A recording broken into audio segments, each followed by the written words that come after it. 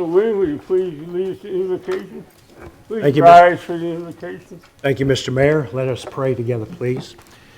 Father, we come to you and we just thank you, Lord, for your blessings upon us today. And Lord, we thank you for these men and women that are here, elected officials, Lord, to help legislate our meeting here in our community. We pray your wisdom, your guidance upon them as they look at the agenda today. And Lord, as we are reading a proclamation to our law enforcement, we pray blessings upon them. Thank God that this city and this state is not in the business of defunding the police. We're here to acknowledge them and encourage them. And we pray a special blessing upon them, their families, as they do a tremendous job in our community. And we just give you all the praise. In Christ's name we pray. Amen. Amen. Okay, we're going to try and do the Pledge of Allegiance in unison. I'm going to go 1, 2, and then we'll go I pledge allegiance. 1, 2, I pledge allegiance to the flag of the United States of America and to the republic for which it stands, one nation, under God, indivisible, with liberty and justice for all. Thank you. Roll call, please, Deb. Councilwoman Carumba? Here. Councilman Purdon? Here. Councilwoman Carr? Here. Mayor Steinmeier? Here. Councilman Corey? Here. Councilman Gibson? Here. Councilman Forbes? Here. The agenda is approved, I believe. Mayor's welcome. We the people are the government in this country. We better not forget it. And we are responsible for the government in this country. So don't try and blame the government for everything because we are the government. So think about it. You're responsible for what we have.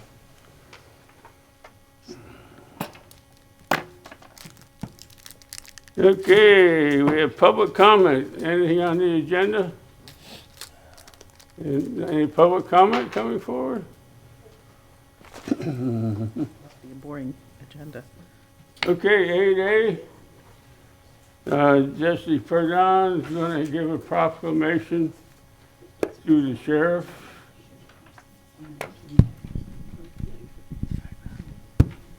Okay, Jesse, you're on deck.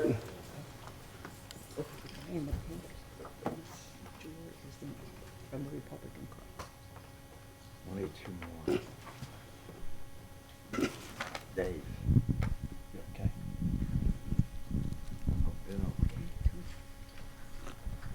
Who's the other one?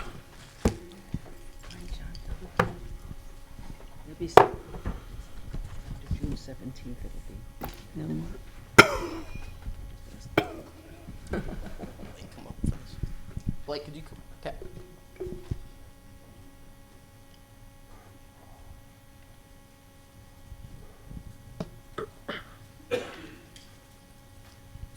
How are you? Great. Yeah, we'll bring them all up. That'd be great. They could film behind you and I'll read the whole thing.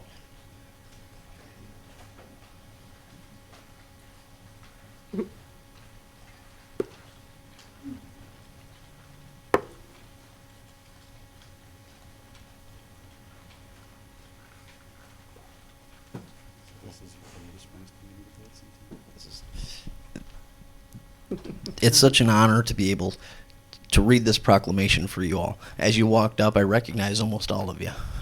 I appreciate the work that you do here. It rolls over into so many things we do in the city you guys don't understand, maybe. 10 years ago, the area that's our downtown is not an area you would want to be at, and Captain can tell you all about that. Excuse me, Jesse, your Yes, sir. microphone's Can you? Okay. breaking up Can you hear me? sometimes. Okay. 10 years ago, this place was not nearly what it is today. Our downtown that we're now in the process of making what's going to be one of the best downtowns in all of Southwest Florida would not have been possible if it weren't for your work and your work, all of your work getting this done. It has been such an honor to watch, specifically my district, District 2, right in the middle. I got Rosemary. You guys have done so much work in there. The people know you down there. They respect you down there. And I'm just telling you, from the bottom of my heart, I appreciate what you do. When I grew up, my mother was a dispatcher. I've always loved law enforcement, but seeing what you've done to my city and seeing how safe you keep us and how much you care about us is just, honestly, to me, it means the world. So with that being said, I'll read the proclamation. Whereas of October 1st, 1962, President John F. Kennedy signed a bill designating May 15th as Peace Officers Memorial Day and the calendar week in which May 15th falls as National Police Week. Whereas being established by a joint resolution of Congress in 1962, National Police Week pays special recognition to those law enforcement officers who have lost their lives in line of duty and for the safety and protection of others. Whereas our police and our law enforcement officers put their lives on the line every day to keep our community safe, and we're proud of the selfless courage they demonstrate in the face of danger and the compassion they have for our citizens and visitors. Whereas it is important that all citizens know and understand the duties, responsibilities, hazards, and sacrifices of their law enforcement agencies, and that members of our law enforcement agencies recognize their duty to serve the people by safeguarding life and property, by protecting the innocent against the deception and the weak against oppression. And whereas the professionalism, dedication, and courage exhibited by the members of Lee County Sheriff's Office throughout the performance of these demanding and often conflicting roles deserves our utmost respect. And whereas May 15th is designated as Peace Officer Memorial Day in honor of fallen officers and their families, and U.S. flag shall be flown at half-staff. Now therefore, I, Mayor Rick Steinmeier, and Councilman Jesse Purdon, on behalf of City Council, do hereby proclaim May 11th through May 17th, 2022 as National Police Week in the city of Bonita Springs, and publicly salute the service of law enforcement officers in our community and in the communities across the nation. Before we give you all a round of applause, Arlene? All right, so I have one in my hand right now, and this is our City of Bonita Springs lapel, okay? So you see I have my Blue Lives Matter lapel, right? We have one of those for you, and we have one for all the officers who are in our community policing force, and we hope you wear them on your uniform, if you're allowed to do that, and know that, we're with you and you're with us. We're one, and we appreciate what you do. So, on behalf of the City Council, thank you so much.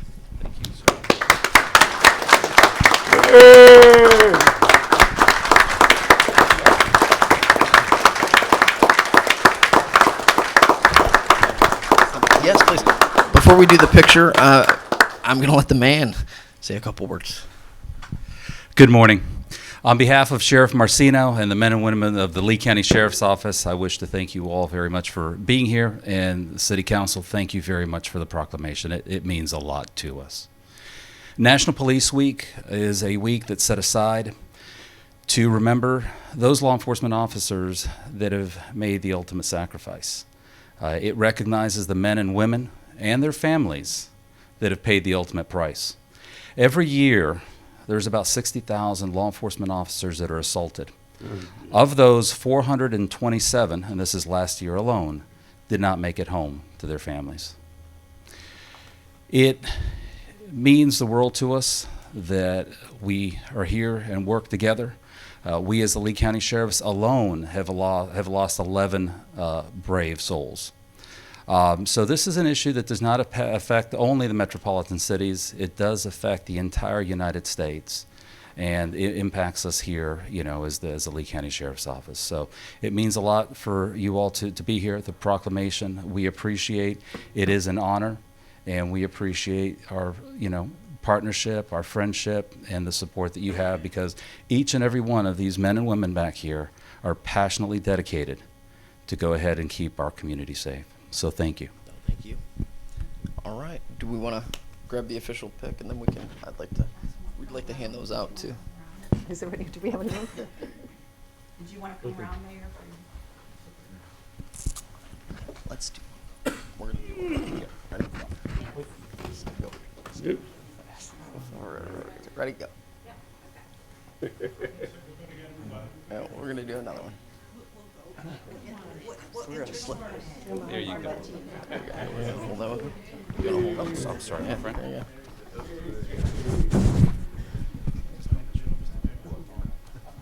Which camera?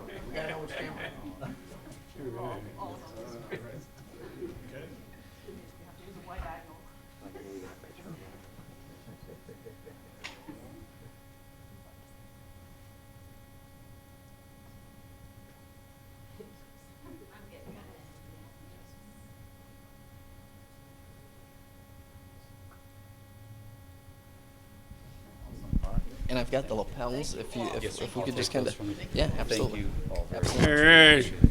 Another round of applause for the people to keep us safe.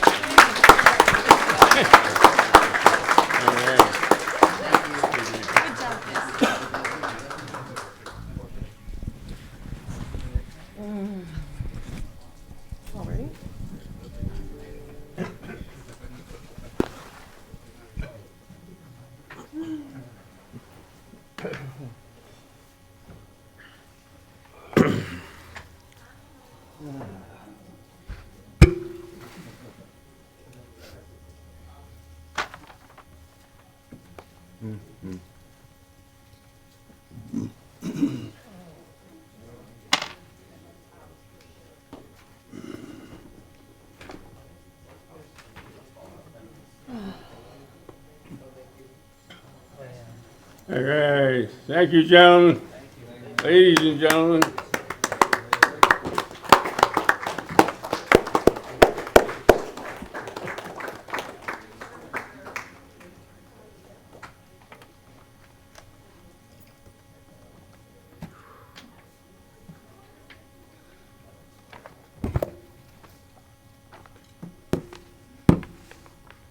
Okay.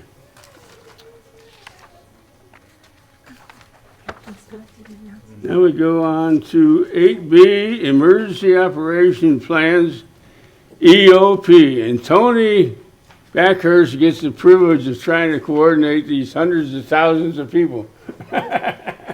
Thank you, Tony.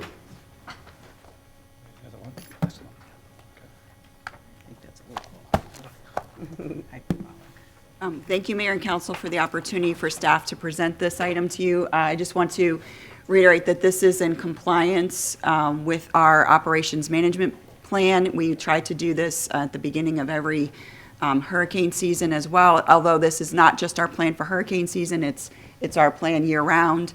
This also keeps us in line for any federal funding that might provide an opportunity in the future as we keep these updates current to you as well.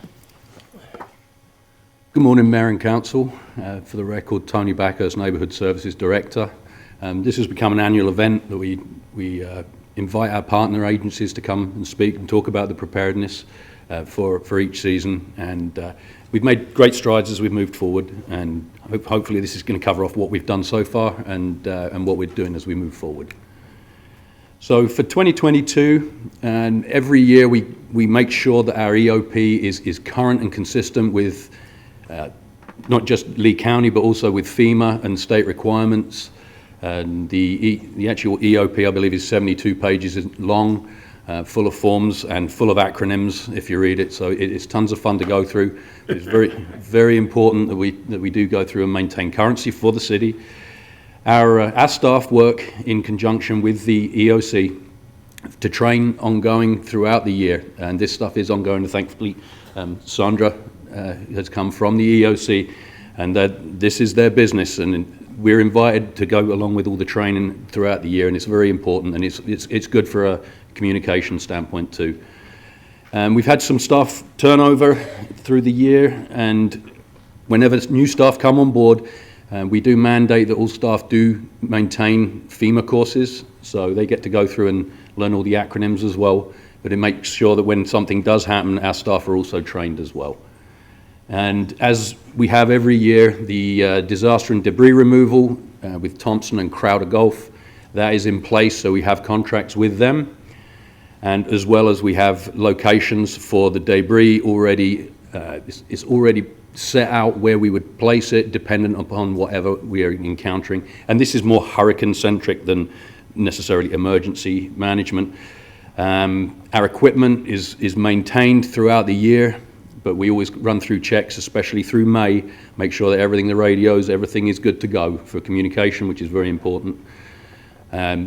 Every department is involved in this throughout the year. We have public works, and they're going through doing storm drains. We have communications who advise with the yard debris and how to get stuff cut down prior to hurricane season. So everybody works interconnectively on this, which the department that I maintain, we also do the private conveyance systems, so people who do have conveyance systems, because everything's interconnected for the flow of stormwater. We're working on that constantly as well throughout the year to maintain it. So when it does come to hurricane season, at that point, then things are going to work as efficiently as they should. Outreach and education is ongoing as well. Sandra's been kind enough to bring down the All Hazard Guide, English, Spanish, and Haitian, and we will be distributing that in the upcoming weeks out to a variety of different not-for-profits, as well as we will be dealing with places of worship as well, and as well as our government facilities. So the All Hazard Guide, the current one, is out there, and that the public has the most up-to-date information. The RV trailer parks have to have compliance with state regulations with regards to the tie downs. This is something that our staff go out. We advise these facilities that this is what's going to have to be done, and we go out and monitor that as well. And we're in constant contact with our partner agencies, and we've been fortunate enough. We've got EOC, we've got Sheriff's Department, we do have Bonita Springs Fire District, as well as BSU. So we've got people today. Probably people far more entertaining than I am, because this stuff is pretty dry as we go through it. The EOP, the emergency management cycle, is year-round. I always try to get the message out that it's not just about hurricanes, it's about emergency management. There was a tornado back in January that hit a part of our county. The EOC is constantly dealing with emergencies throughout. COVID was a great example as well. So emergencies are emergencies, not just hurricanes. So we're working on mitigation, preparedness, response and recovery. And this is an ongoing cycle. And we have to stay on top of this stuff to make sure we're as efficient and working efficiently as we possibly can. So again, the acronyms, the Emergency Operations Plan methodology, it works under a system which is the National Incident Management System, which is NIMS, and then it works under the Incident Command Structure. So we get into ICS, NIMS, all of these things. When you break it down, it's a system that's been put into place to maximize the efficiency for communication, distribution, and just everything that you're going to need to do in the case of an emergency. And so from our city perspective, should an emergency of this magnitude occur, we would cease to become operating as our respective departments. We would then be working under the ICS system. And this is scalable, and so it can grow and it can reduce dependent upon not just the size of the incident, but also as an incident progresses, it may need to be scaled down. But this is ultimately what we'd be looking at. We'd have the incident commander, which would be the city manager, and then the staff underneath. And everything, the easiest way I can probably explain this is, with an incident, you have to have the collection, the evaluation, the collation, the analyzation, and the dissemination of information. It's information in order to provide the best possible intelligence to the EOC. The city's a small city, and there's a variety of different areas within the county that they're responding to. So we want to maximize what we are providing them in order for them to provide to us what we require. And so it's a funnel in, funnel out system of information. With this, it would be the incident commander, and then you'd have the command staff, but then you'd have operations, planning, and logistics and finance. That way, the information, the operations, what is happening out there can be provided to the planning manager, along with consultation with logistics and finance. That information is then provided to the EOC through, well, I'm going to go on to the next thing, the incident action plan. So when they're setting up in Fort Myers, the information they're getting from us is the most accurate information and up-to-date information of what is going on. The more efficient we are here in Bonita at providing that to them, the easier it is for them to provide what we actually require. And the incident action plan is as simple as, what do we need to do, who's responsible for doing it, what resources are needed, and how do we communicate. It's as simple as those four things, but we've got an acronym of IAP on that as well. And here's the funnel in, funnel out. We're at the bottom of this funnel, but ultimately, whatever information we can provide to that local EOC is going to be, and Sandra will speak to this far more eloquently than I can, it's far more beneficial because if they cannot source that, then they can go to the state. And then the state ultimately, if it's an incident of sufficient magnitude, they can then go to federal agencies. And as Arlene said at the outset, this also encourages documentation, and the documentation through Web EOC, which we're requiring, and we're putting requests in. When it comes to after the fact, which then it goes to our finance director, who's dealing with FEMA, this stuff then is easily trackable, and it's far more efficient when it comes to reimbursement and dealing with the aftermath, which can be a bureaucratic nightmare. So when this stuff is done in this form, it's far more efficient. So that's. If I've got any questions prior to handing over to the experts. Besides hurricanes, what other natural disasters or whatever disasters are you prepared for? We're prepared for all emergencies, for the response. There could be, we have an international airport within our county. It could be a plane going down. It could be a terrorist attack, literally anything, with not just climatic things, not just things that are happening. There has to be a level of preparation for any impending disaster, of which there's a plethora of them out there. You can pick one. There's going to be a response available, and because we're working with the fire department, because we're working with police, EOC has the ability to get those expert agencies that would be dealing with specific, very, very specific incidents such as terrorism. That's how the access would occur. Okay, So the plans that we put in place are adaptable to any incident. So because of the coordination and the partnerships we created, whatever the incident may be, that particular agency, for example, if it's a spill, the fire department might become more of the lead. But the way we've set up the plan, it's adaptable to whatever situation occurs. I was thinking about the natural gas line rupture that we had a number of years ago, and how we had to close the road and all these different things to keep people safe.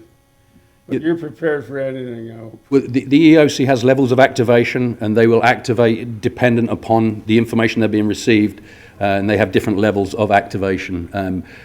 Here, we set this up to do this usually in May, because the reality of living in Florida is there's hurricane season, and the most likely outcome for activation is going to be something related to tropical storms or hurricanes. But in actual fact, we've got a large population. Anything can happen anywhere. So and if you read through the EOP, it doesn't specifically deal with hurricanes as much. It's an emergency plan. It's to deal with an emergency that's going to affect the area. Very good, Tony. Thank you so much. And I'll hand over to Sandra Takfumani, who's from EOC. Thank you, Tony. Good morning. Thank you so much for having me. It's always a pleasure to be here speaking to the council. Tony did an excellent job of explaining the system that we have in place. One of the benefits of living in Florida is it's a beautiful state to live in. That's why people are flocking here and wanting to buy homes, which is great, for our taxes and having a wealth of diversity in our state. Although the downside is that Florida is one of those states, when you look at all the states in the country, that really we face a lot of different disasters here. So the good news is that we have one of the best systems for emergency management in the entire country, because we get a chance to practice it frequently. And here in Lee County, I'm happy to say that we have one of the best emergency management systems in place in the whole state. So I hope that does bring some comfort. We have excellent partnerships across the county, across the region, and across the state to deal with any disaster that might come our way. So one of the things I did want to, since we are focusing on hurricanes, I did want to just share a little bit of information. Last week at the Governor's Hurricane Conference, the National Hurricane Center Director, Ken Graham, shared with us some very startling statistics. He shared that storms are only getting stronger and more frequent. In the last 5 years, we've had more Category 4 and 5 storms, the highest storms that you can have with winds, than we had from 1963 to 2016. So that span of over 40 years, we've had more intense storms in the past 5 years than that span of 40 years. So they are more intense and they are more frequent. There has been 3 years, I'm sure you're all familiar with the list of hurricane names that the center develops every year. We have gone through the entire list of those names only 3 times in history, and that's been 2005, 2020, and 2021, where they've run out of names. So again, many storms, they're becoming more intense. And it only takes one to hit us to make it a bad day for Lee County, for the city.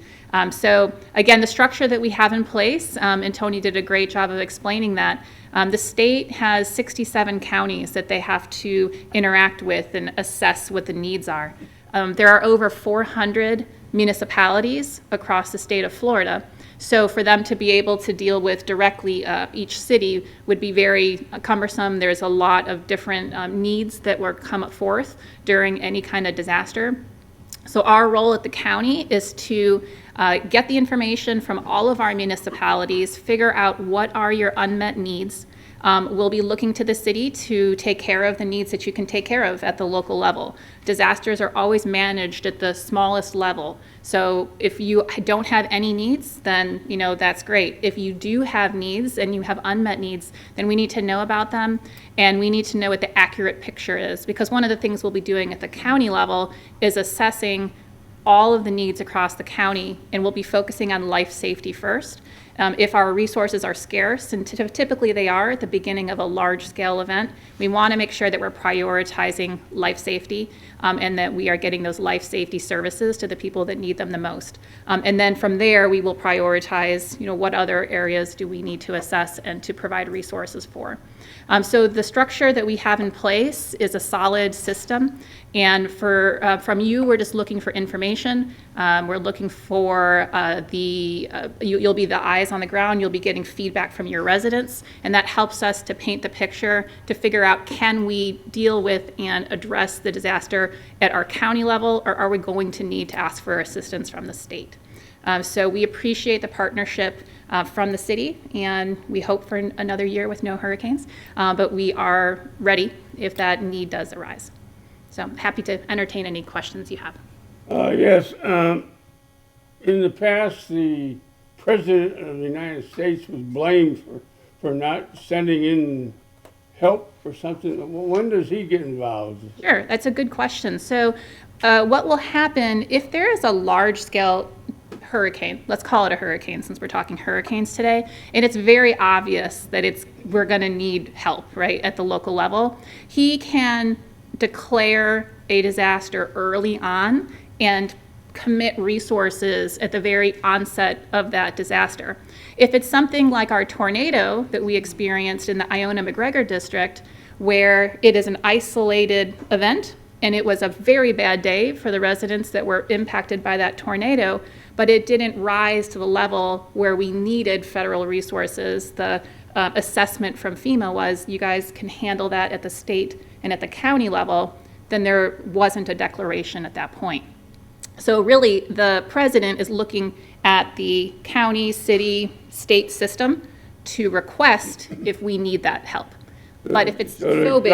The governor would talk to the president? Is that Correct. how that goes? Yes. And if it's obvious, that's going to happen. We know it's going to happen. If it's something more like the tornado, or it's an isolated event, then we have to pull together and kind of plead our case as to why we need those resources. We send that up to the governor and his team. He makes the formal request to the president, and that all travels through FEMA.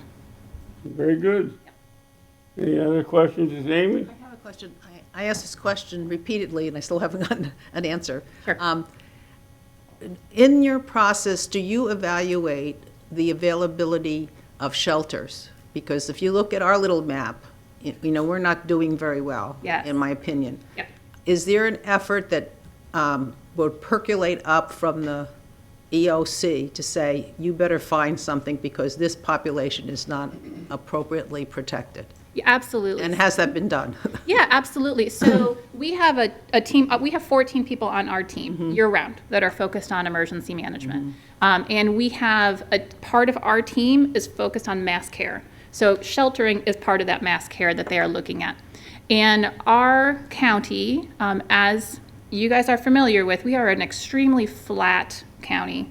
And because of that, we have extremely large evacuation zones. So when we look for sheltering, we do not put shelters anywhere within Zone A or Zone B because we know that even a medium-sized storm could bring storm surge and push water up into those areas. So one of the things about Bonita Springs is that you guys have a very significant area that is within the Zone A and the Zone B. So you're limited as to what parts of the city we might even be able to consider opening a shelter. For example, when the school district put in the new school within the city, we were partnering with them, and we were really hopeful that that was going to be outside of that Zone A and B, and then they ended up selecting a spot for their own purposes that was within that Zone A and Zone B, so we were not able to make that a shelter. So when we do sheltering, we are looking across the county, what spots can we possibly use? So our plan is, and you're right, there is not a lot of availability down in the south part of the county, and that is really driven by the fact that there is just not a lot of facilities that are outside of that Zone A and B. But what we do have is a plan to transport people out of the area if they do need to get to a shelter. The closest shelter that you guys have right now is up at Hertz Arena. And we also have a few other ones that are not far, Alico Arena. So we would be coordinating with your incident management team in order to identify, do you have pockets of the city, people that need to get to these shelters that don't have transportation, for example.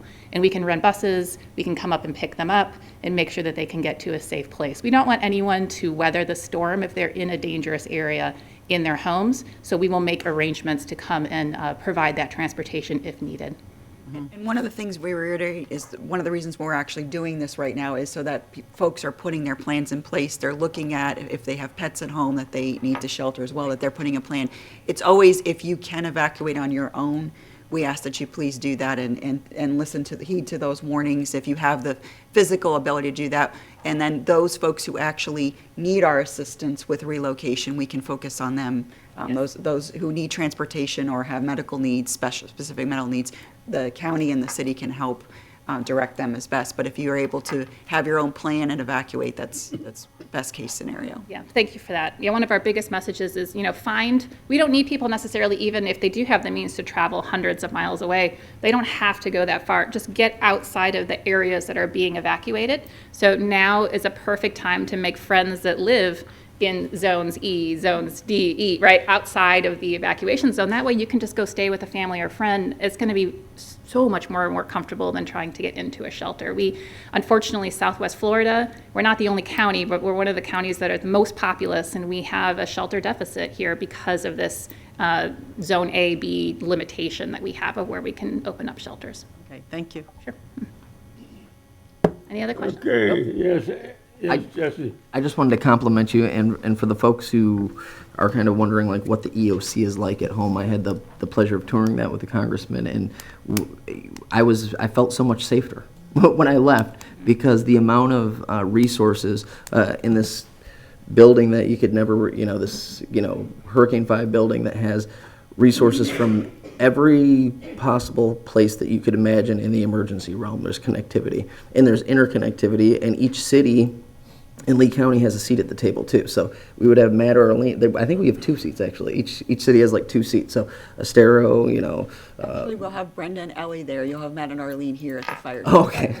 So the cool thing is, if you look at the whole picture for Lee County, she's being modest when she's talking about how big this is and how good it is. Because each one of our cities is plugged in. Each one of the law enforcement is plugged in. Each one of the fire departments is plugged in. So what you run over there is it's a very big operation. And honestly, like touring it, seeing it for myself, it was so much bigger than I actually understood what you were doing over there. And, I, as a resident, felt a lot safer. So for those of you who may not know what the EOC is like, I hope that kind of gives you an idea. That's great. Thank you for that. And if I can plug, we have new videos on our website, leeeoc.com, and we have a lot of resources there as well. But we have some videos from different members of our staff, and we take them at different parts in the Emergency Operations Center, so you can get a sense to see it there. And the time you can get people together in was something crazy. Like, what was the the time you have that you can get everybody there? Yeah, well, it's a hot site. We call it a hot site because that means it's ready to go. We can just, turn on the lights and people can come in and start working. So our goal is when we activate, if it's not during work hours, I mean, clearly people are there, at work hours, but off hours, within an hour and a half, 2 hours, we should be, fully staffed and ready to go. So, Really good. yeah, Thank you for what you do. thank you. Appreciate that. And then we just wanted to thank the county because they recently adopted the local mitigation strategy, which does place our projects in, so we are then eligible to tap into that federal funding should the opportunity arise. Okay, Thank you, Sandra. Thank you. Thank you. And BSU, we're going to have next. Morning, Mayor, ladies and gentlemen, City Council, Benny Springs staff, citizens of Benny Springs, go Bull Sharks. My name's Alan Perry. I'm the Safety and Security Coordinator for Benny Springs Utilities, and with me is Andy Keeble, the Director of Operations. I'm proud to say, as I stand here, we are at a good readiness for hurricane season, as we always are. I just want to give you a couple updates on what we've done since we've last talked. It's been a couple years since we've spoken in front of council. We've recently updated our emergency response plan. That's mandated by the federal government. And part of that, we do a separate hurricane response plan. That'll be updated and in our hands at the end of this month, and we'll start delivering that out to our staff. We have added a new generator at our water plant expansion.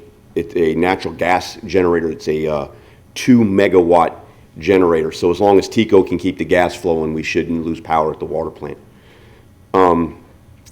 Last year, I was trained in incident command, train the trainer.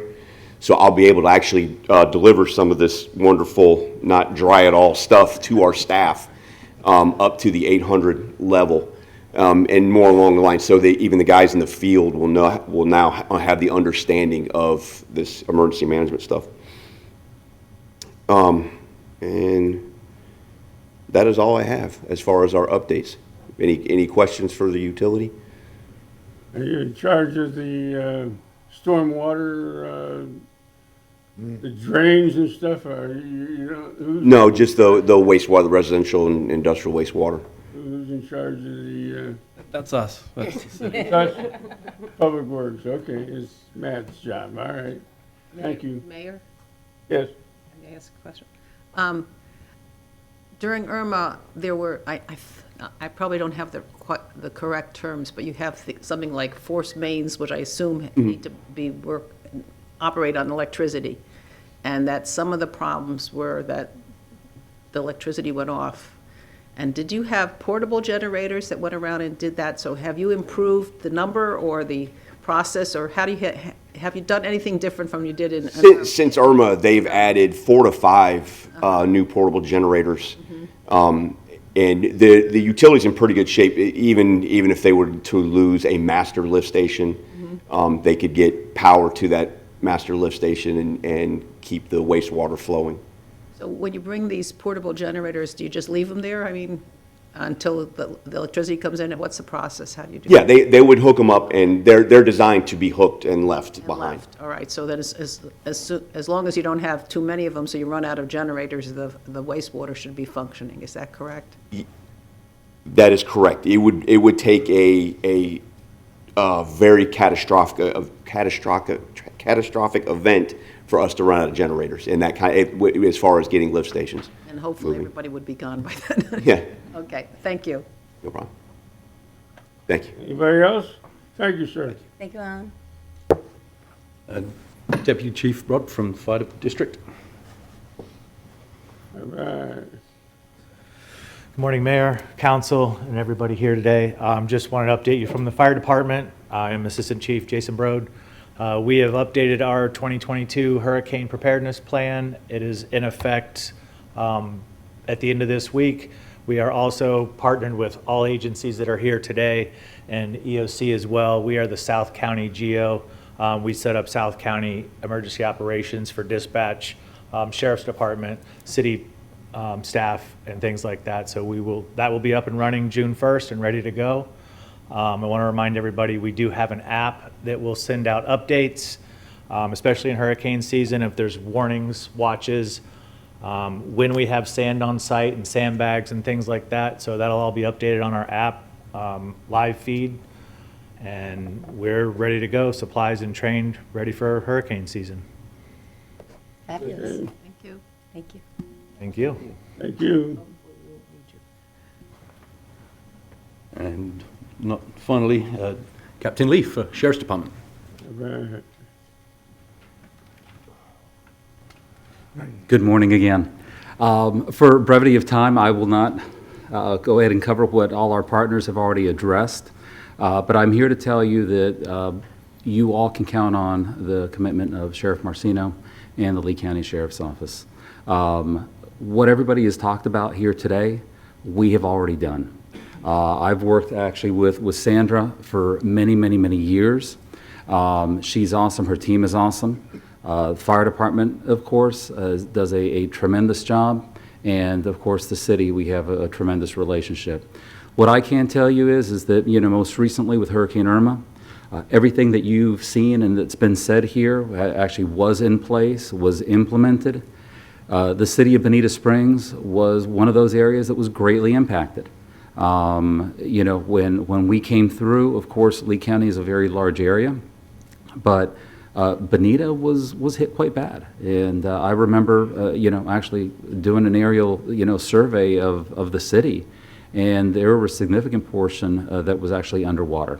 However, everything came together truly flawlessly as a result of the ICS system that's in place, and more so as a result of the commitment that all the partners have.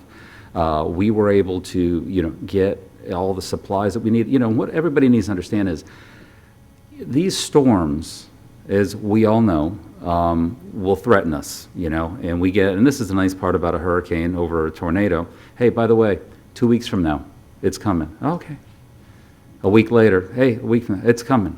There's plenty of time to plan and to be prepared, but we also know that that storm that's going to hit us tomorrow now decides to take a different course and it goes elsewhere.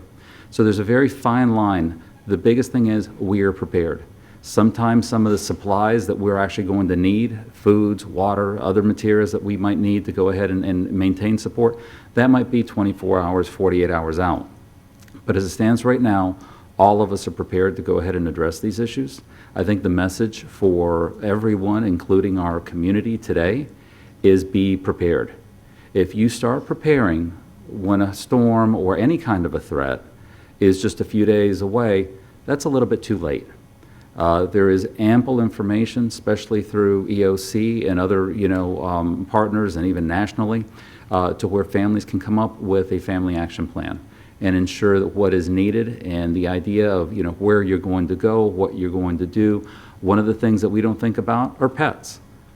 Not all the shelters will accept pets. Lee County does a phenomenal job with addressing the pet issue, but nonetheless, that sometimes becomes a hurdle. So, you know, preparedness is key for the success of and the safety of our community. So that's something that's very important that I think we need to do.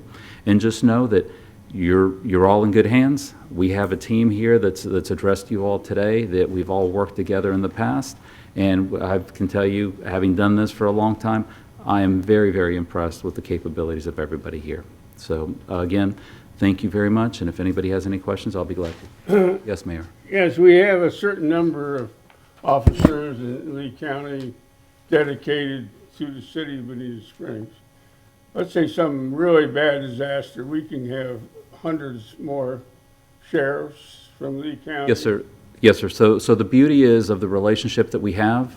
You have your Bonita Springs community policing deputies, but just as we did during Hurricane Irma, you can count on the might of the 1,700 employees of the Lee County Sheriff's Office to be able to be here and safeguard the citizens as needed.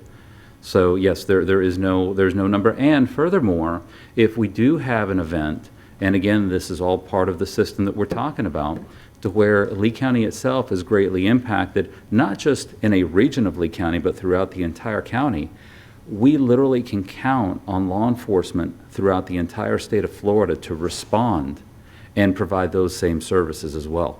So we have had deputies from Lee County go up into the panhandle of Florida and literally spend weeks up there in support of their missions that they've had there. the same can occur to us. But again, yes, if it's something that's minor, and we do this, just so you know, on a daily basis. This is not just hurricane related. If, you know, we had some incidents here, some major incidents in Bonita not too long ago. We had all the resources of the sheriff's office that responded and were able to address that, and that will continue. Thank you, sir. Thank you. Any other questions? Any announcements from you? What the what the Councilwoman Carr is referring to is there had been conversation that I'd be leaving here and actually retiring here in the foreseeable future, or actually in the near future, and as a result of a few changes and the grace of our good sheriff, I'm proud to say that, you know, God willing, I will be spending some additional time here with you all. So my demise should not be in the very near future. That's what we're talking about. Thank you. Very good. Thank you all. Have a blessed day. I did receive ma'am. a question within the plan. I just want to Yes, ma'am. clarify. It does say LCSO liaison, and the reason is it provides some flexibility, because if there's another issue in South Lee, captain might be there, so our liaison at that time might be lieutenant of CP. So the way the plan is addressed, it gives some flexibility to the sheriff's office. Thank you. Very good. I'll have everything. Anything else? Oh, let's see here. We got consent agenda. Motion to approve? Second. I have one question on that. Yes. If I don't want to pull an item, I'm just procedurally question for my own knowledge, and somebody asked me and I didn't know, and that doesn't happen very often. So just for my own edification, what is the process on getting on the list, and how long is the list to get into the cottages? Nicole. Oh, So let me clarify, the list is if you would like to be notified, correct? Correct. So there's ongoing contracts with each of the cottages. When they come up to expire, depending on how many times they've been renewed, it's possible that it requests a letter of interest, and that's when it would be advertised, and it's very similar to a bid. Exactly, a letter of interest is a bid process where they would submit an application. But we do maintain a list that Nicole has, that what they could do is ask to be notified when the letter of interest would be available for them to apply. okay. So, They would just need to call me at the recreation center and ask to be put on that list for the next time we have an availability or a letter of interest. Our current tenant in Cottage 2, they had exhausted all renewals, so it was time to go back out for new letter of interest. That tenant can resubmit. Okay. So they could still be a candidate. So how many times do you get till you're timed out? Because it's 1 year contract, so you get 3 1 year It's contracts. 3 1-year contracts. 3 1 year contracts, Yep. and then you can go into like a bid. Then we go format back try to into the keep bid it. process. That current tenant can still reapply, but they would be in the pool with everyone else. And do you have a very long list of people trying to get in there, or is it? Currently, since we just had an RFP, the list is cleared. Okay. Because we don't keep that ongoing. All right, thank you you. don't get on the list and stay on the list for 10 years. Okay. No, it's cleared once the next one goes. I don't want to pull it. I just wanted that clarification, so thank you guys for that. So, Sure. so And then those are ranked by the places board. They provide a recommendation. Right. So, And then that comes before you. perfect. If there wasn't a second, I'm comfortable seconding it. Roll call. Councilwoman Caramba? Aye. Councilman Purdon? Aye. Councilwoman Carr? Aye. Mayor Steinmeier? Aye. Councilman Corey? Aye. Councilman Gibson? Aye. Councilman Forbes? Aye. Okay, let's take a 10-minute break. I'll be back here at 10 o'clock. It's 10:03. Call this meeting back to order. Where we at? Chris, is this your item now? Yes. I was contacted by Derek Botana of the Historical Committee, and he presented a very fascinating plan to me with respect to proposed lighting and landscaping enhancements for the banyan tree. And so I'm going to ask Derek to come up and talk about what the Historical Society plans to do. They're working on it. Okay. Okay.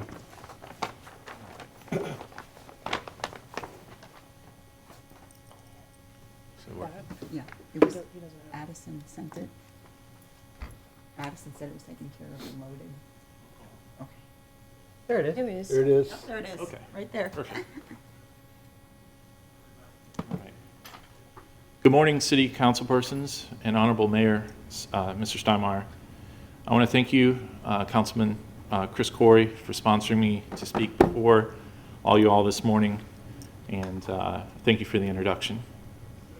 BSHS, which is the Bonita Springs Historical Society, would like to engage a local landscape architect, survey, and engineering firm to enhance the Banyan Tree Park area.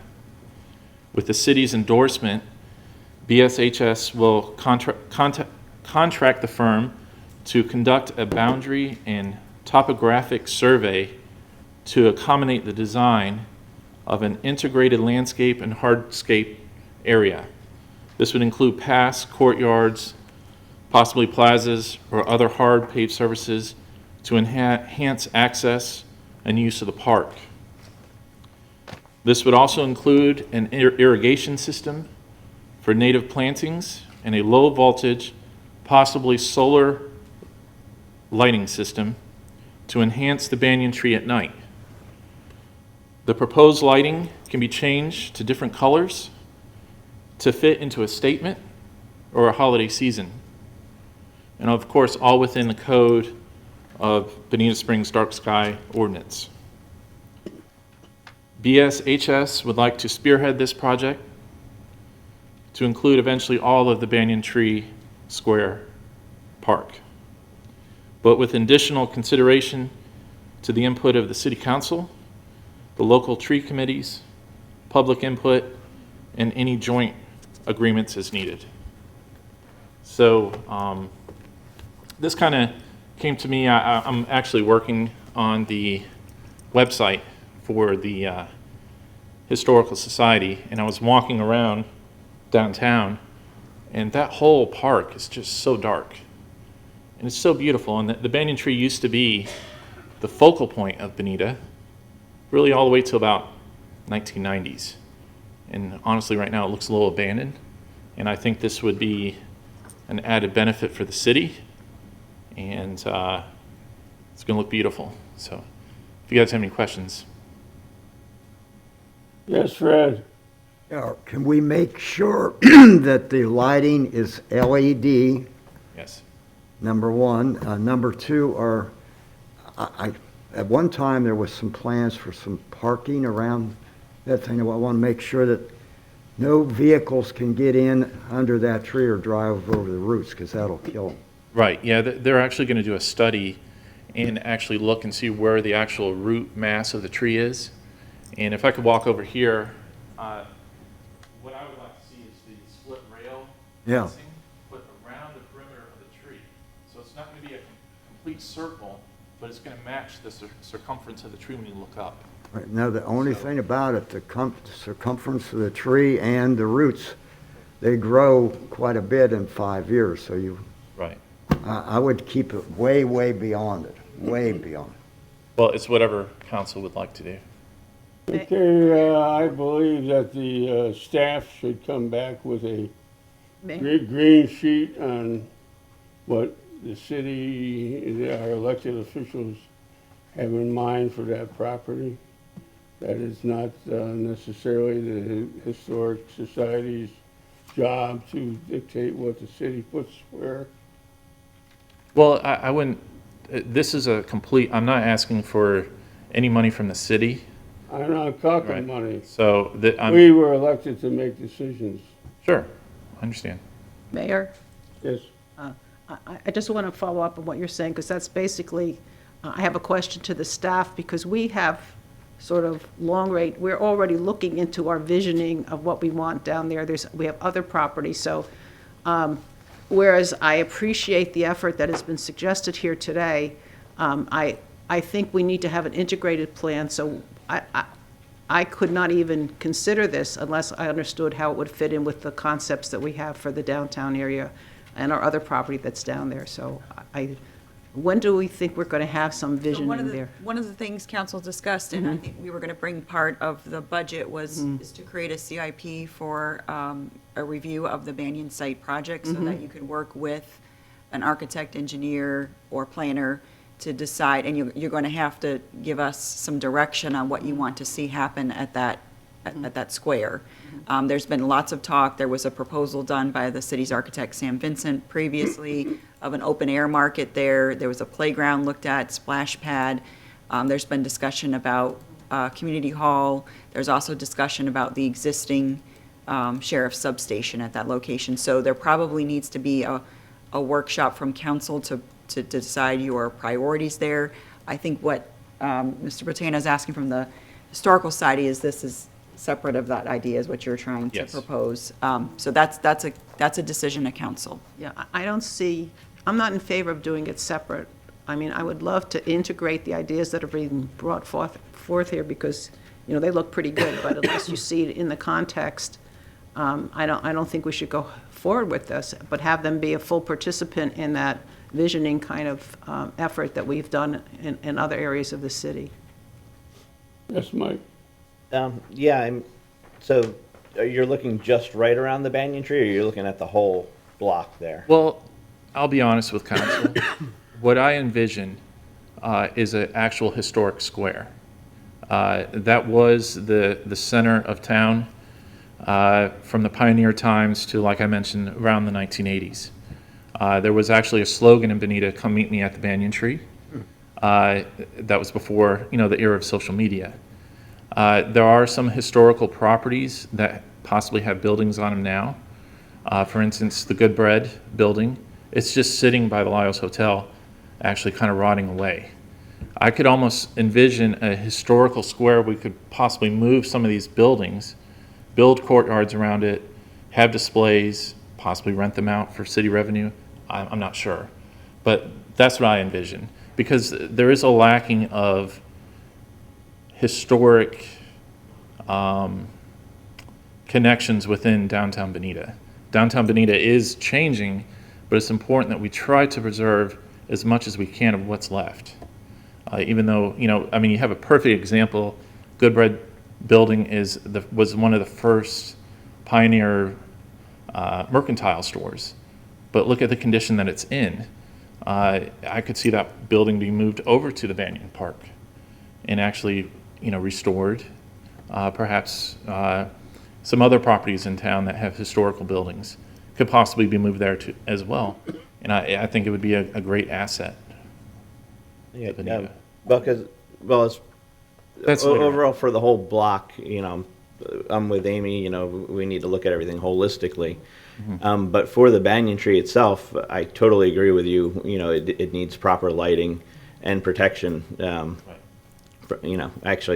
Growing up, I would probably everybody climbed on it back in the day, and I know now we're trying to keep people off of it. But so I am in favor of some kind of fencing around it to kind of better protect it. But council people that are concerned about this to go and look at the banyan tree today, and it's kind of embarrassing. I mean, it's full of vines. It's not being taken care of, and here is a nonprofit that's willing to step up, fundraise, not ask money from you guys, and actually get this done.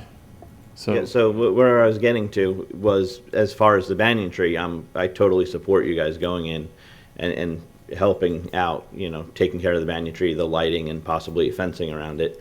I'm not sure I'm a fan of the split rail. I know historically it's a great way to go, but even our logo has the white picket fence in it, so I'd be leaning more towards that. But there are other examples. It's just that when you do the white picket fence, it's hard to make that envision the tree.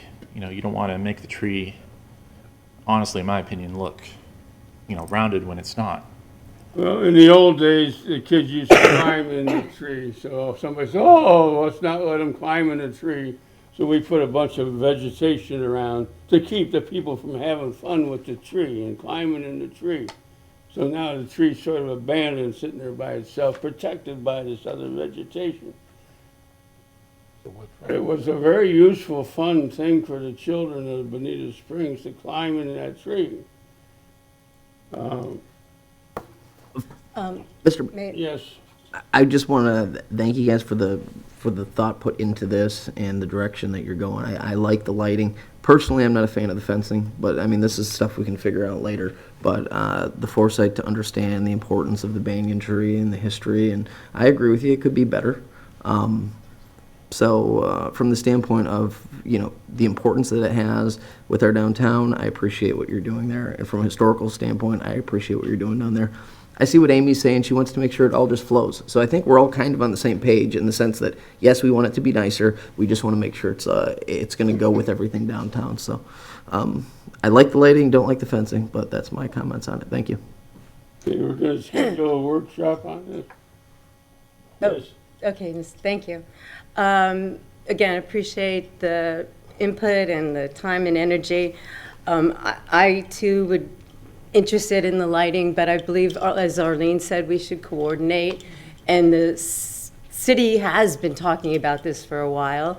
And I like how, you know, the Shangri-La does its banyan trees. That's really beautiful. And I'm really opposed to fencing, period, but that's the only just reason me. I have the proposed fencing in there was a concern about protecting the root system of the banyan tree. Honestly, I don't care about the fencing myself, but I thought that if council wanted the fencing, that, you know, that's all part of the initial $15,000 to redo it. So I didn't know that included, because just lighting that tree vis-a-vis the band, you know, the Shangri-La would cost 15 grand. But what about a sign, please do not climb? well, you know, you bring up a good point of maybe a playground. Maybe perhaps we can work on a playground that looks like the tree, that looks like the roots. Like, for instance, if you go down to, the Naples Children's Museum, they actually have a artificial banyan tree inside there that kids can climb up. You know, that's a possibility, you know, that But we also can work have together on that. the park across the street, and I don't mean Riverside, I mean the Home Depot Park? Depot. Yeah, so there's a park over there that people can climb, and, you know, so we just sort of say, please don't climb on this historic tree, and perhaps a plaque explaining why we want to preserve it, but blocking it off and putting up fences anywhere in that park, I think, would just send the wrong message. So, Council, John might be able to give a little bit more information, but CH actually is one of their community service projects, adopted the tree, and we had a lengthy discussion with the tree advisory board at that time. They did not want fencing around because, number one, the root system and it's growing, but also visible access to the tree, being able to enjoy it and walk up to it. So that's when the native plantings were put on there. We do have signage in English and Spanish asking you not to climb on the limbs, because that was a concern. And the actual limbs, the branches, the vines, that's how they attach back to the ground. Yeah. So I know that at one time the city's, the arborist under my former Mike Kirby personally took his time out there as well with the plantings.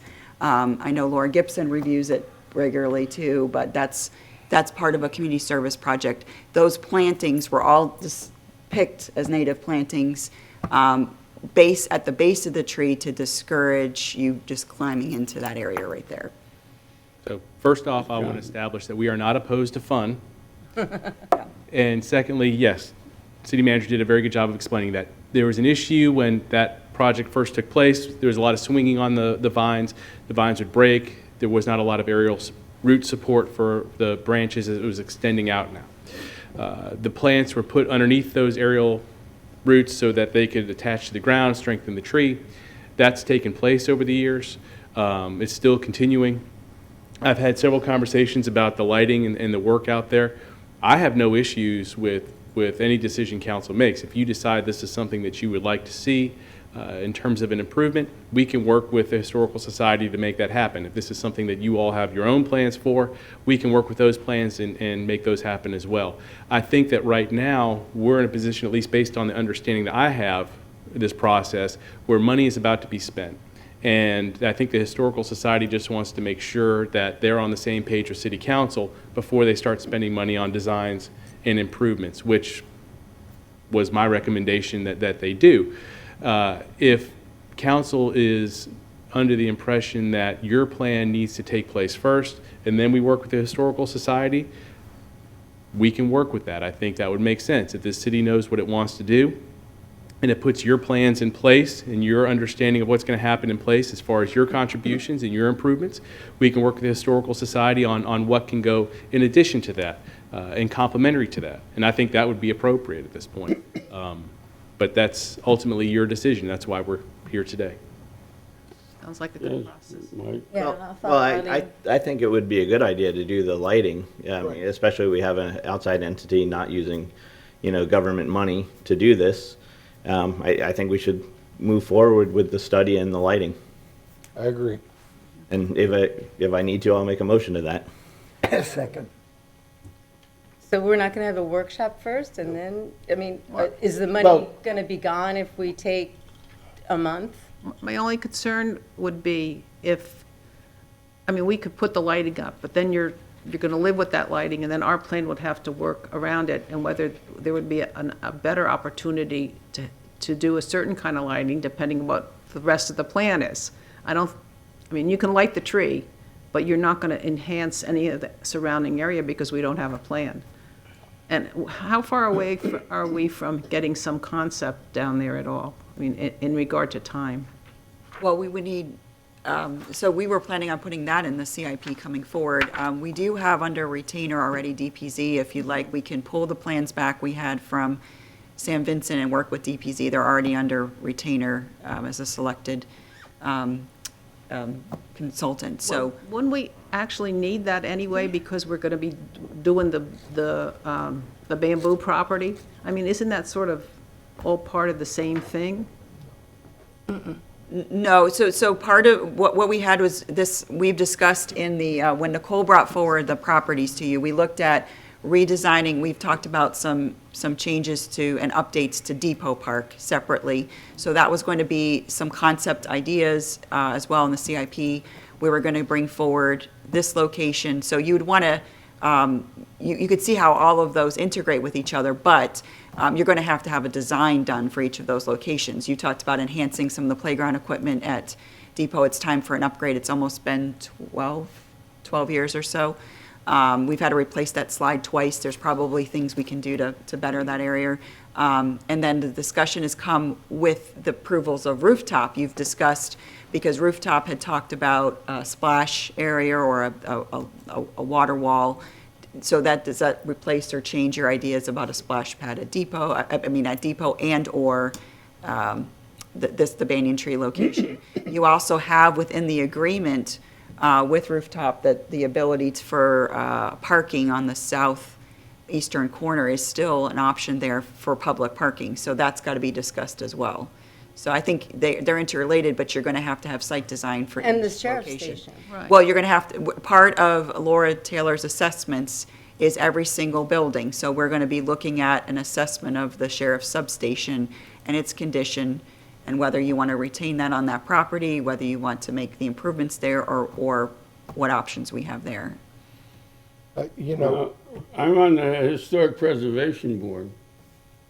And last month, the Bonita Springs Historic Society received a check for $4,000 of taxpayers' money to paint the McSwain House. That doesn't make any sense that you got $15,000 to give to the city after you just asked for $4,000. What's the story? Mr. Mayor, different management or? No, this is a project that I came up with. I just brought before the board of the society, and I have the funding already. It's going to be a matching grant. So I have not brought this before the board But this is not money related to the society. This is more of a giving back to Bonita Springs from the society and also protecting one of the most historic living structures we have in town. So it has nothing to do with the house. I don't understand. How do you represent the Historic Society? What's that? I'm sorry, I didn't get. Don't you represent the Historic I Society do, of but Bonita Springs? this has nothing to do with the McSwain home. This is a. The McSwain home is not part of the Historic. It is, but it has nothing, it's not related to the painting of the McSwain home that was previously discussed months ago. This is a project moving forward. There's no money coming out of the Historical Society for this project, other than us fundraising for it. So if the society can get the 15,000, the Baywater Foundation will match the 15,000. So then actually we would have 30,000. And who's the Baywater? I am. You are. I'll just be frank with you.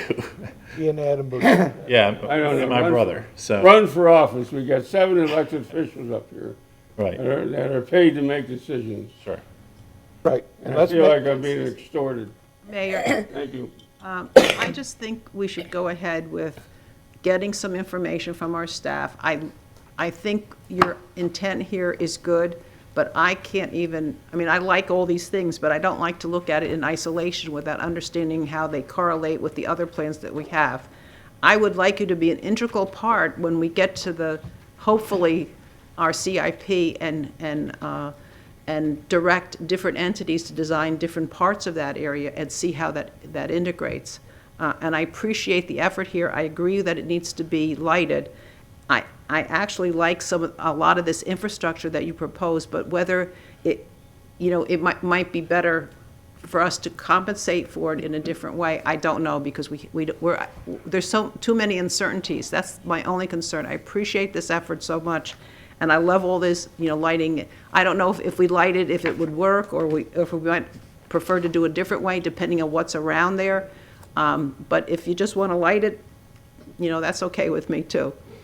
And along those lines, Councilman, I think that there is an understanding there's a pretty flexible schedule in this. So I think that if the support is there, I think that we can have during that discussion, during the CIP, maybe Mr. Patana shows up at that meeting to figure out what the city's direction is, and we work from that direction going forward, and at that point start.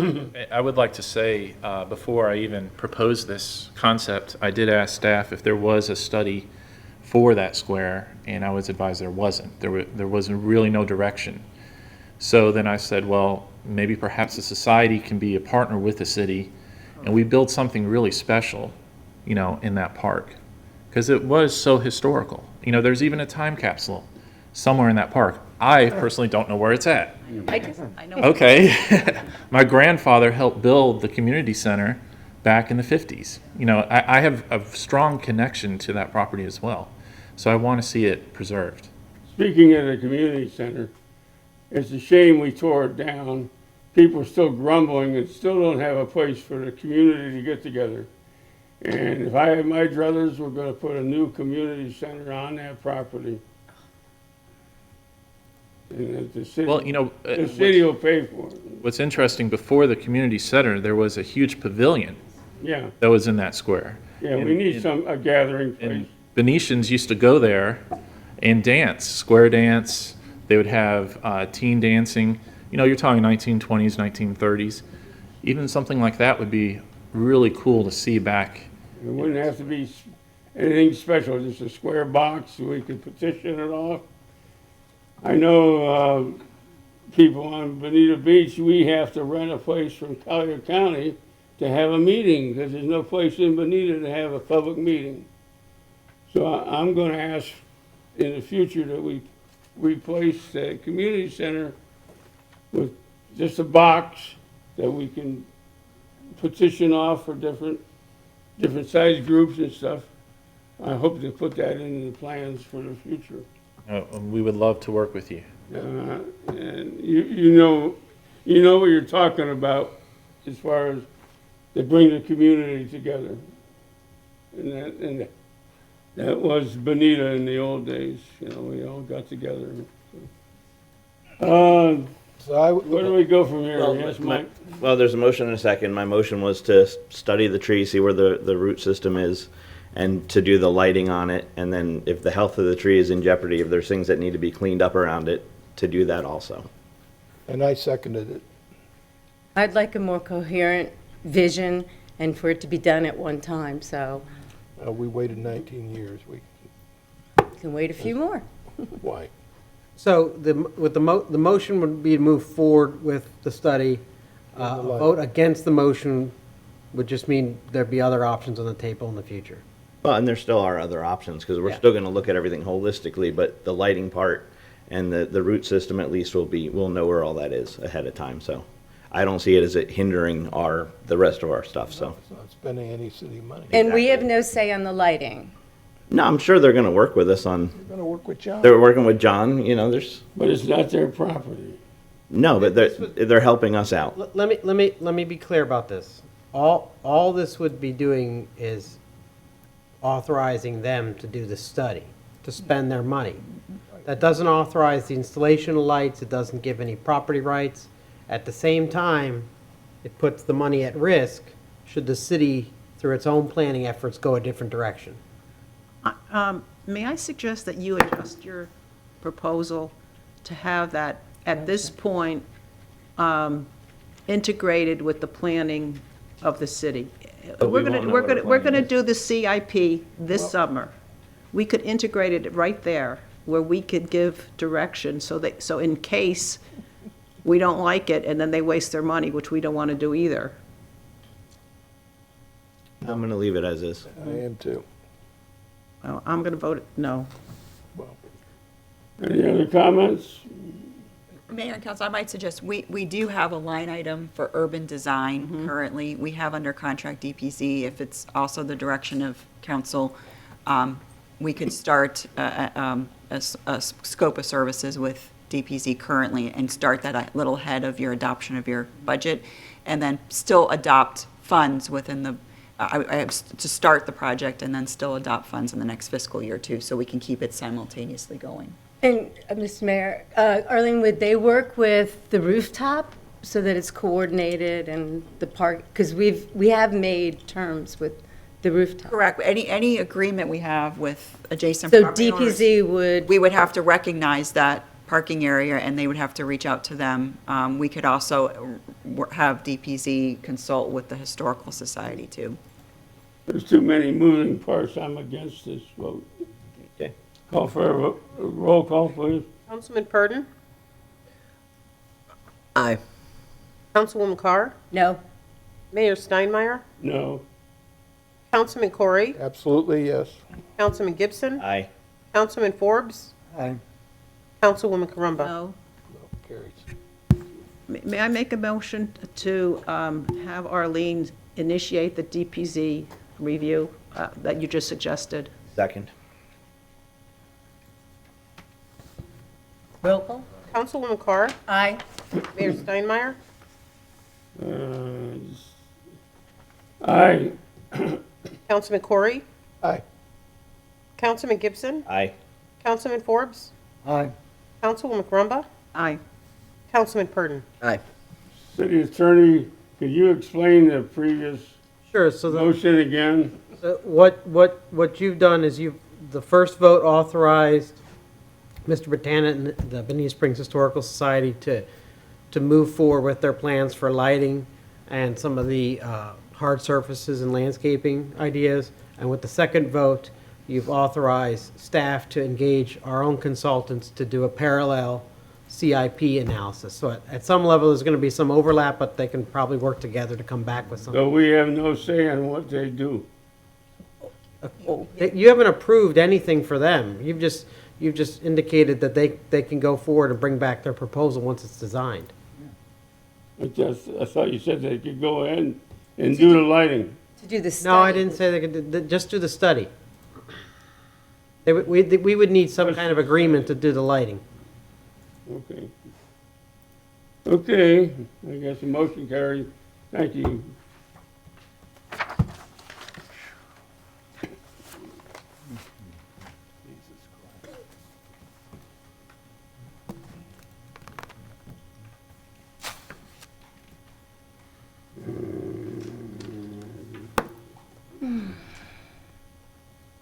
Okay, now the Veterans Committee wants to change the membership rules a little bit.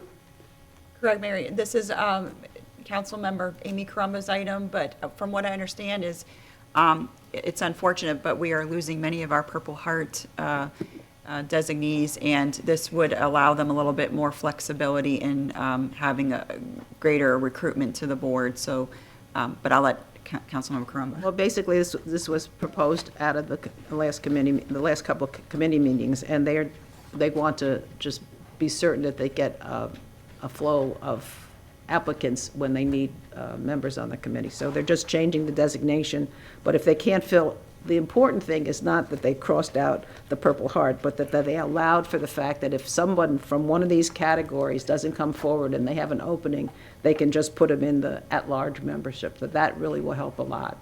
Motion to approve. Second. Roll call, please. Mayor Steinmeier, Aye. Councilman Corey, Aye. Councilman Gibson. Aye. Councilman Forbes, Aye. Councilwoman Carumba, Aye. Councilman Purdon, Aye. Councilwoman Carr. Aye. Great idea. Okay, city attorney. I apologize, I actually just have a couple informational items and one request going forward. If you recall, in December of last year, I brought to you participation agreements with the national and state of Florida opioid settlements. What that did was provide that some of the money that was engaged in with basically Big Pharma would come back for local programming. At that time, we were estimating about $44,000. Also, by doing that, we joined with other cities in Lee County, and by joining together, we qualified Lee County to be a qualified county, which means they get additional revenues. So what I have for you today is in two parts. First, I've been reached out to by the Lee County Attorney's Office to see if there's any potential partnering agencies locally that, because of our efforts to get them qualified, we could direct some of that funding to. What I was thinking to do was to reach out to both the school board for our local schools, the sheriff's department, the fire department, and identify any nonprofits that may provide opioid services. Now, when we previously looked, there really wasn't any in the city. However, all the first responders and the schools would be eligible for some of the funds for either education or diversion programs. The second part of that is we did get notice that the Attorney General has indicated at least 3 more settlements are coming down. So following up on the approval you gave Arlene in December, I'd like us to be authorized to sign off on our willingness to participate in those additional settlements should they come together. So it's really just a follow-up item and direction from the council if that's how you'd like us to proceed. Any future agreements we'll bring back to you. Could I ask a question, sir? Yeah. Can that also be applied to just general mental health? I'm sure that there's an overlap there, but it is generally specific to victims of opioids. So it could be the families of people who have been impacted by that, and so I think that would probably qualify. It's a very long list of approved funds, and I haven't checked the proposed settlements for some of the new funding to see if that expands it any greater. So for one of the companies that's at issue here is CVS Pharmacy as well as Walgreens. The state has sent me the CVS agreement. I haven't seen the Walgreens agreement, but it's possible that there could also be more retail level benefits that could come out as a result of this. Well, could we call it, instead of mental health, could we call it, addiction assistance? It is, Okay. well, addiction Overall. assistance qualifies. Okay. The question is whether we have any local funds that we can match towards that. So I imagine that the early funding estimates are going to get bigger, and that with coordination with Lee County, we'll probably get some additional ones as well. So it makes sense to reach out to the first responders and the fire district, because those are pretty much priority. The schools was something I noticed when I looked back through, that there could be programs at the schools. There are some clinics. I'm not clear whether that within the city limits, whether they qualify, so I'll have to follow up further on that. But any of that information will come back in a future agreement between us and the county. Great, thank you, Derek. And Derek, I would say that I believe her name is Deb Camilla, from Drug Free Southwest Florida. She was here not too long ago. Her program, when I was talking to her, she works with the Archway for Opioid Prevention. Okay. And they have this thing called Operation Medicine Cabinet too, which is another program. So between those two programs, she might be somebody you might want to reach out to too on this stuff. Okay, thank you very much. I Yep. will. What else, Attorney? That's it. That's it for me. Okay, city manager items. Thank you, Mayor and Council. We have before you the upcoming Florida League of Cities Conference, and it does require a certification form for you all to designate your voting delegate at the conference. As we stated in the green sheet, you currently have liaisons to Florida League of Cities, which are Deputy Mayor Mike Gibson and Councilmember Purdon. And then I believe Councilmember Carr is also an alternate. And then for the South Florida League of Cities, it is Councilmember Forbes. I'd like to make a motion that Mike be able to vote for us on behalf of the city, and I'll be there, and if something comes up, I will step up, but I think being this Second. his last one, it's gotta be you, man. It's gotta Second. be you. Second. All right, do we have to fill this out, or? We will fill it out and have the mayor sign it. So we just needed a confirmation of a vote. Do we need a vote? We need a vote, Mhm. yes. We got a second. We now have to do roll call. Roll call. Councilman Corey? Aye. Councilman Gibson? Did I say no? Councilman Forbes? Aye. Councilwoman Carumba? Aye. Councilman Purdon? Aye. Councilwoman Carr? Aye. Mayor Steinmeier? All right. Okay. Thank you, Mayor and Council. My next item is Lisa will come up for our financial report. We're also going to go over some dates for the upcoming budget as well.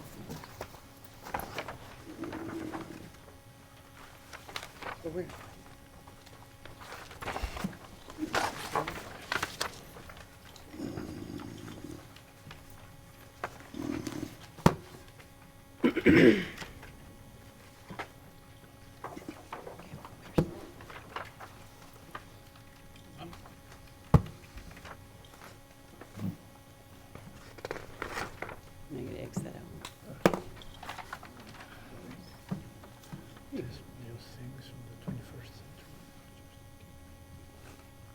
Good morning. Good morning. Hey, Lisa. How you feeling? Feeling great, I hope. How about y'all? All right. You were sick. Oh, yes, I was. Thank you for asking. We're going to combine, we're going to give you your monthly financial report as well as talk about some proposed budget hearing dates and basically lay out those crucial meeting dates that we have as we roll into our budget season, finalizing September 30th, end of our fiscal year. The beautiful thing about our monthly financial reports is we're seeing consistent trends from the prior year, which is a great thing. So what we're just showing you all, again, consistent slides and graphs, whatnot, so we can easily pick up some trends that may concern us, but we're not seeing any of those so far. So we can see our revenues, those that have been moving up as the economy has continued to move in a positive manner. You'll see those as well, again, continuing the trend. General fund expenditures, very consistent with last year, a great thing right now. The one anomaly we've talked about before is we did purchase capital outlay items, which capital outlay items are not regular recurring.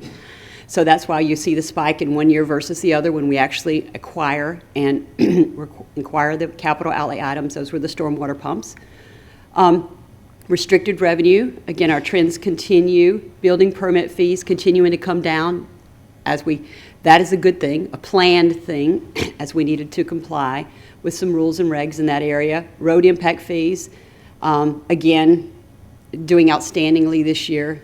Very positive for our residential construction industry. Cash balances, 3 years of cash balances. These are very consistent with what we've seen in the prior months. We are continuing to accumulate dollars in these different categories to provide funding for our capital improvement program, and that is programmed each year in our budget. Our trends, we try to give you highlights of our significant positive revenue trends. These are very close to what they were last month, and last year, which again, just great news. so far. This is the most exciting slide of the day. Proposed budget meeting dates. We wanted to talk to you all about our initial budget workshop. We're hoping to have that July 20th, which is a regular meeting date. We'd like council's permission, as you can see there with the asterisk 1, to move that from a 9 a.m. to a 5 p.m. meeting. So hopefully we can get confirmation from everyone with that. What we did, just as we did last year, we would, if there was a specific zoning issue or something to that effect, we would handle that first, but the rest of the meeting would be dedicated to the budget. So unless it's a time-sensitive issue, it would not be scheduled for that meeting. Yep. Great. So the first proposed millage rate vote would occur the next regularly scheduled meeting. That can be Wednesday, August 3rd at 5 p.m. That will be the vote, and that's your 5:30. That will be the vote of that millage rate vote is what appears on the trim notice. So we vote it here locally, we send it to the property appraiser, it goes out in the trim notice to everyone. And then we wanted to just let you know we plan to do a budget update consistent with what we did last year at the next regular council meeting, to let you know if anything happens subsequent to us running those initial numbers, we'll bring you those as we go, because as y'all will recall, we don't get a lot of our revenue estimates until we actually start the budget process. So we'll be getting new data as it comes in, probably revenue, definitely revenue, and then maybe some expenditure items as well. So we'll be updating you on those. And then our first budget hearing, we have 2 of those required in the month of September. They're by Florida statute and trim laws, truth and millage. We have very tight timelines. So unfortunately, as you'll see on the note number 2 down there, the September 6th, which was a Tuesday, and September 7th, a Wednesday, those were already taken. By Florida law, we have to pick a date that's not picked by Lee County or not picked by the school district. They get to select their dates first. So those 2 dates are locked out. We cannot hold our budget hearing there. So we are proposing to hold it on the Thursday at 5:01 p.m. So we'll still have our council meeting on the Wednesday? Correct. Correct. You have your regular scheduled council meeting, and then we would convene the following evening at 5:01. Okay, thank you. And as you all are well aware, but for the public, those September hearings are typically not very lengthy in nature because, as you see, we have so many meetings leading up to that. So they're typically not a long drawn-out meeting. We have to do certain things we have to do by Florida law. Then the second one, which we were able to schedule September 21st, which is our regular Wednesday meeting, instead of having it at 5:30, I believe we have it 5:01. 5:01 would be our budget hearing, and then we should be able to wrap that up and then start our regular meeting at 5:30. Is that correct? Or just, yes. So I think that's what we're planning. So hopefully this matches with everyone's calendar. But we wanted to roll out those dates to you all and the staff so we could get some targets on that and make sure we did what we needed to do to get our budget adopted. And if Very good. for some reason the 5:01 does not work for Thursday, the 8th, we could start at 5:30, we could. It just has to be after 5 p.m. It has to be 5:01 or after, yeah. So that's why we did that. We'll be happy to do that at 5:30 and then just have the next meeting afterwards if that's more accommodating. We wanted to more than anything do the day or the night meetings, which ones we needed to do, and make sure we populated your calendars for that and make sure that was clear for everyone. I just have one date that's a little iffy for me, and that's Okay. the 21st. I'll be flying in there on that date, so I may or may not be able to attend that, but usually we already made all our decisions by then. Yes. But, and the city would need was a quorum, but I wanted to alert that I'm iffy on that date. Okay. Okay. And if we needed to, we could help make arrangements for phone if you needed to, but if you're not in flight. If I have a phone available, I will call in if you need me, but normally we don't have a lot of discussion on that last date. We just ratify our decisions that were made before. And Correct, that's why we suggested 5:01, Yeah. and then council meetings start at 5:30. Okay. I just happened to notice in the general revenue, the general fund revenue, that 92% of our revenue comes from 3 different categories. Yes, let's go back to that slide.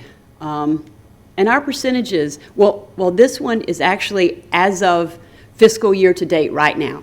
So this is the first 6 months. So the reason that that is skewed so much toward ad valorem taxes, which are real estate taxes, that is because that's collected the first 6 months of the year. You get almost 100% of your 90 some odd percent of your real estate taxes, and that's because everyone takes advantage of the discount.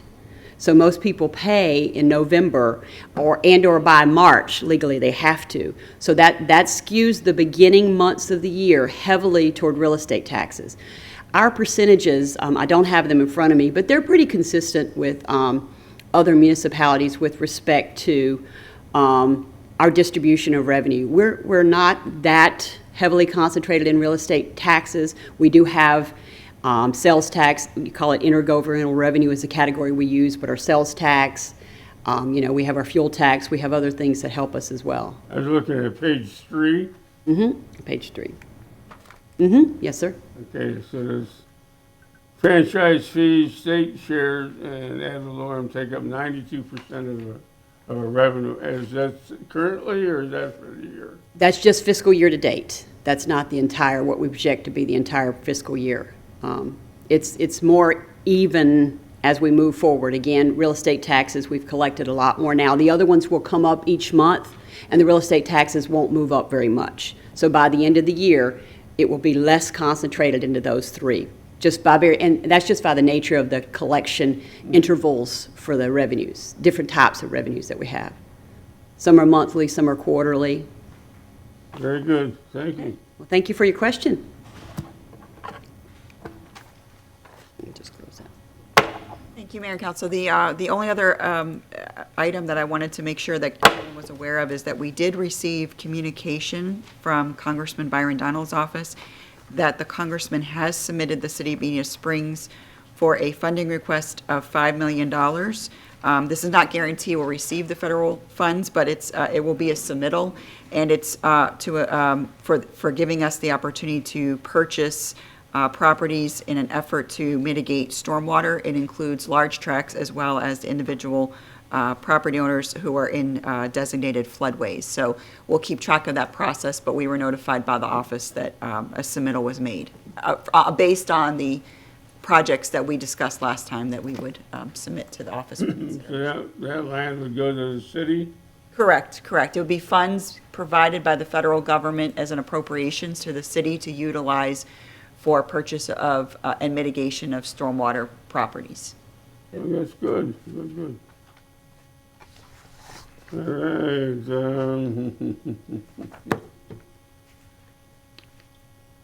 Florida League Conference.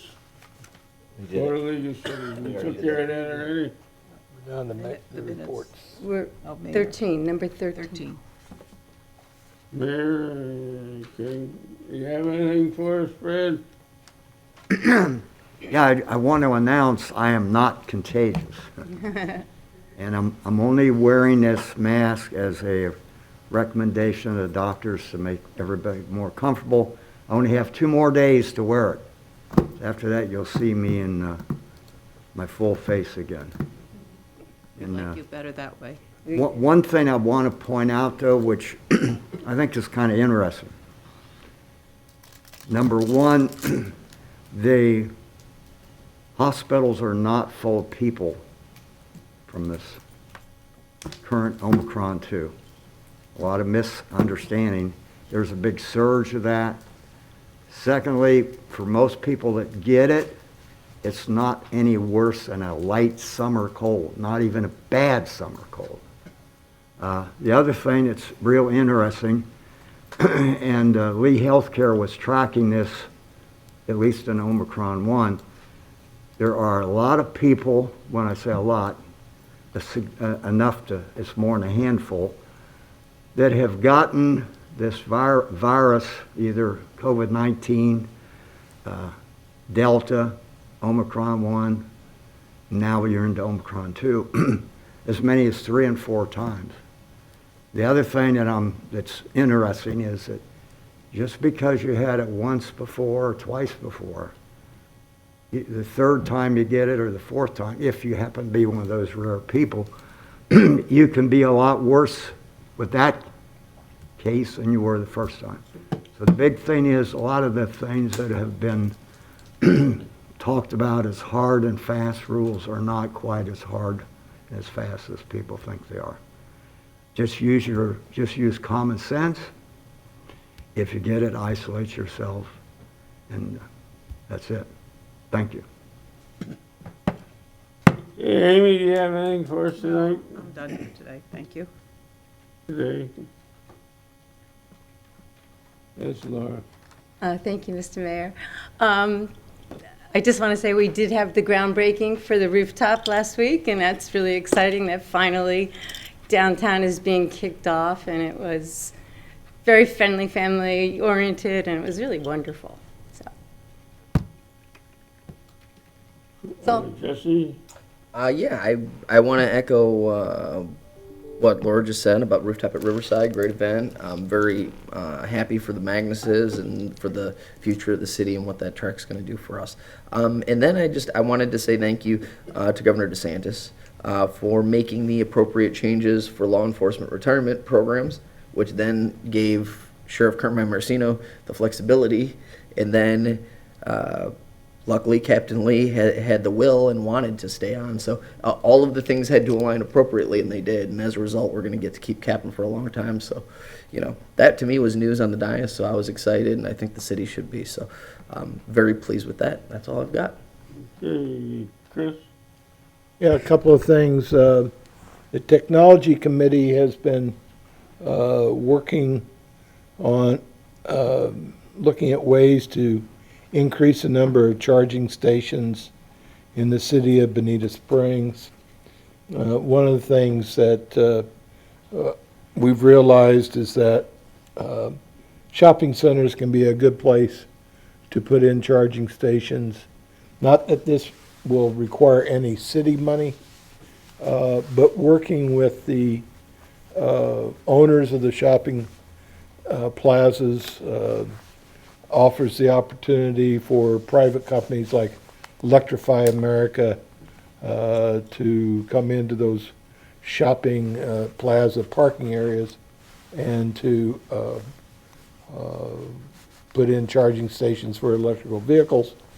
And we've had discussions between the Technology Committee and the Wyatt family, which owns and operates Sunshine Plaza, and we appear to be on the pathway towards getting electrical vehicle charging stations, level 3, the kind that can charge your car in 20 minutes, put into Sunshine Plaza. So if everything works out on the insurance side and everybody's satisfied with the liability provisions and so forth, it should work out. The other thing I wanted to make you aware of is in today's Naples Daily News, back in the editorial section, the page beyond the editorial section, which talks about the agreement reached between the Biden administration and 30 internet carriers around the country, and in particular that impacts us. It includes AT&T, Verizon, and Comcast. The article itself focuses on Palm Beach County, where they did an analysis.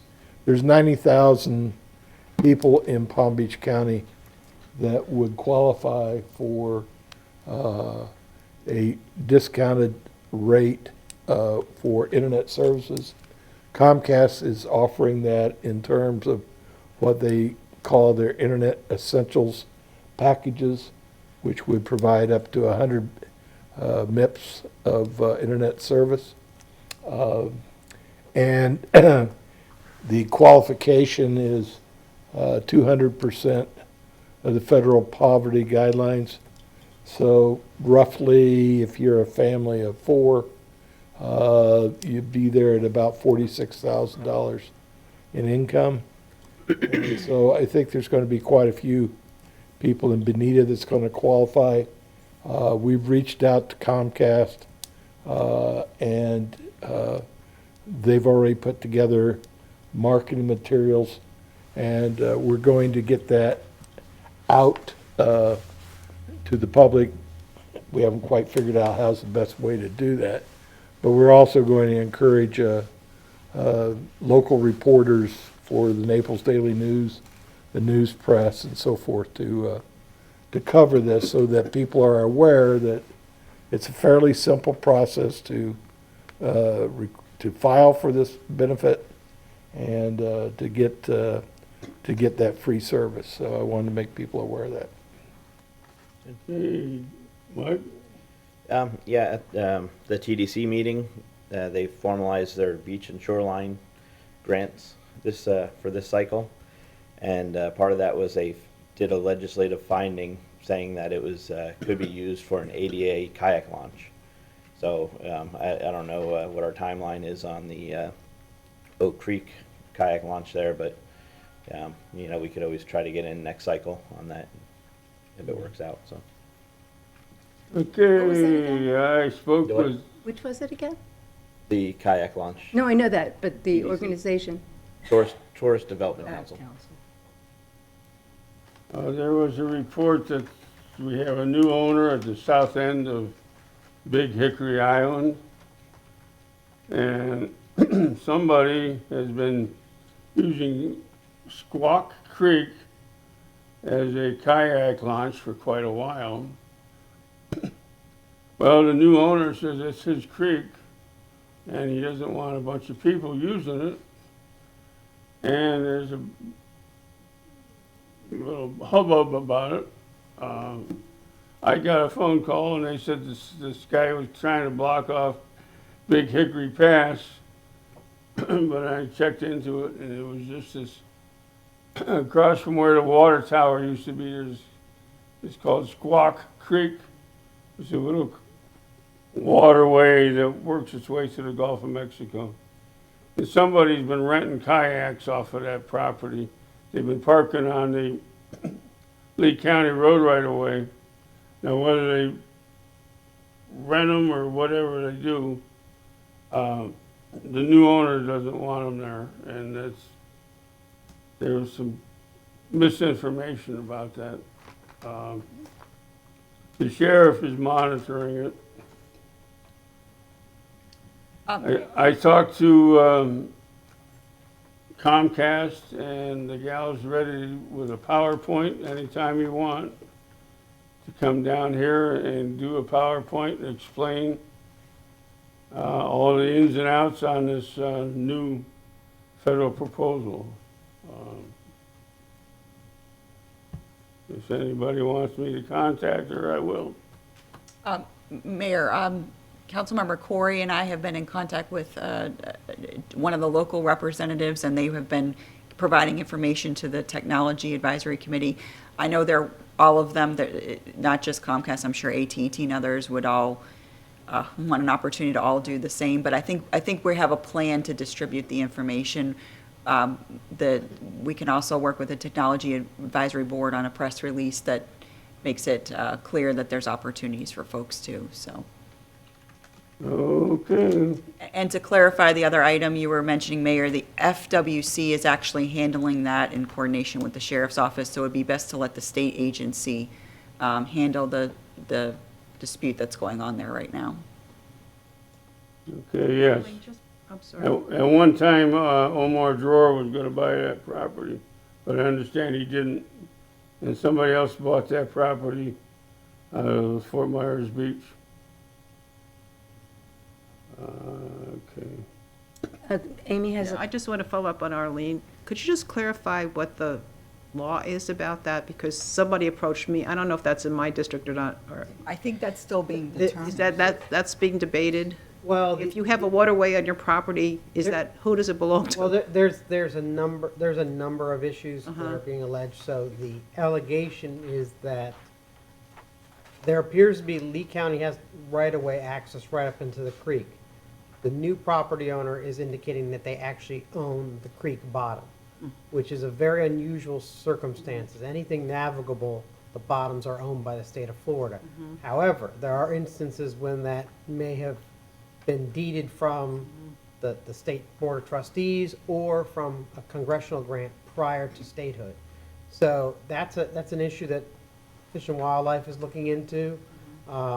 That'll determine whether or not the creek can be closed off. The uplands appear to be Lee County. But the other issues, of course, are there's a kayak operator Right. operating within the right-of-way, which may be another issue. So there's a number lot of of legal issues. factors going on right now. Now, Squaw Creek was closed for quite a period of time, and Lee County opened it up. I don't know if that has any bearing on it, but it's right across the street from where the water tower was. We'll let the big boys figure that one out. Okay. But someone told me they're putting up barbed wire, and they had a gun, and they had cameras and everything else. I don't think that's. The Not- sheriff's not office, very will- friendly. sheriff's office will coordinate with Fish and Wildlife, and they'll ensure that this public is safe. Well, and I'll say good news also is that they did find out last night, for people who were concerned about the wire and the signs and the cameras, you aren't allowed to hang things on mangroves. So they were in violation from the beginning.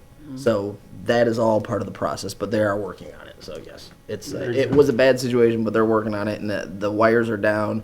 I believe the fences, if they aren't, or the signs, if they're not down, they're coming down soon. Okay, anything else? Let's go with the approval of the minutes from the workshop. So moved. We have a vote. Councilman Gibson?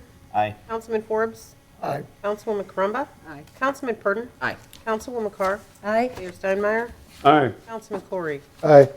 Okay, approval of minutes from the meeting of 5/4/22. So move. Second.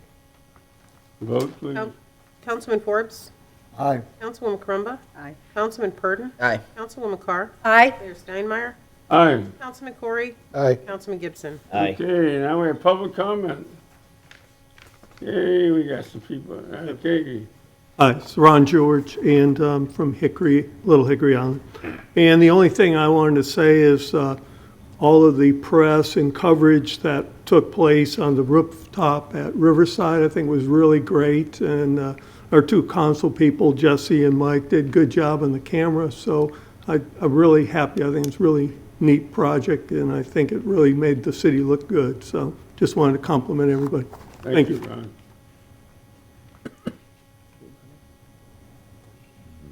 Yes, ma'am. Yes, thank you. Thanks for waiting. Thank you so much. First of all, thank you for your service, both the council and the city employees. I know it often goes underrepresented, and so this last intervention is really quite welcome because you probably don't hear enough of that. My name is Barbara Ryan, and we've been here, 40-plus years. When the development on Off Pine, down on Sunshine and Tropical Drive went in, so that was in the late 70s. So we've had the house there since then and residents now. And I'm here actually just to ask you to consider one thing as a council, and that's to either task the city and/or Barron Collier to hold one more public meeting on the Bamboo Village project. I understand that there may be a 6 or a 9-month time frame that they have to actually come back to you with plans. There've been a number of iterations on those plans, and I think if we could just hold one more meeting to help educate the public about what the current thinking is, it will go a really long way towards ensuring some strong collaborative approach. The sides of the aisle are quite diverse and quite polarized, and I think it could really set a nice example for true kind of meaningful committee and community and citizen engagement if the council and the city would be open to one more meeting within the next 2 or 3 months before you receive what I think will be the final proposal from Barron Collier, so that we could just facilitate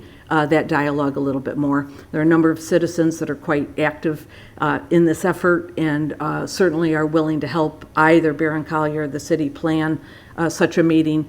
And that's my request. Would you consider tasking the city and/or Barron Collier for just one more public meeting where the final plans or whatever they think they will be presenting to you for your approval could be presented to citizens, obviously on both sides, very pro and very con, but I think an open dialogue like this could help a lot.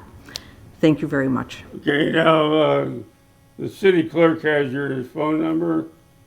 Yes. And staff will. Email address. The staff will get back to you.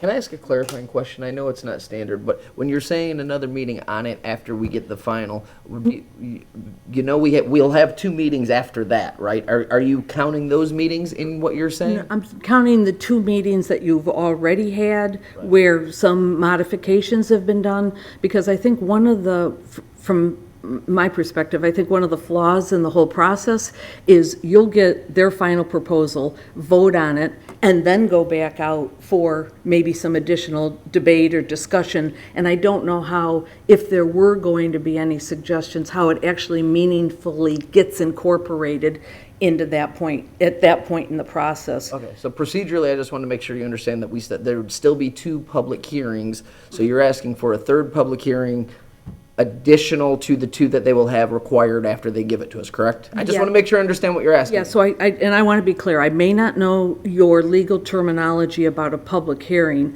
I'm asking for just a public meeting in advance from an educational perspective to actually see what the current thinking is right now. And I think we should touch base after, but I think what you're asking for is going to happen per statute. Because they'll come see us, as you said, with what might be the final plan, right? During that time period, that first reading, they're going to go over the plan their entire time. There'll be another time period, 2 weeks generally, in between the next meeting.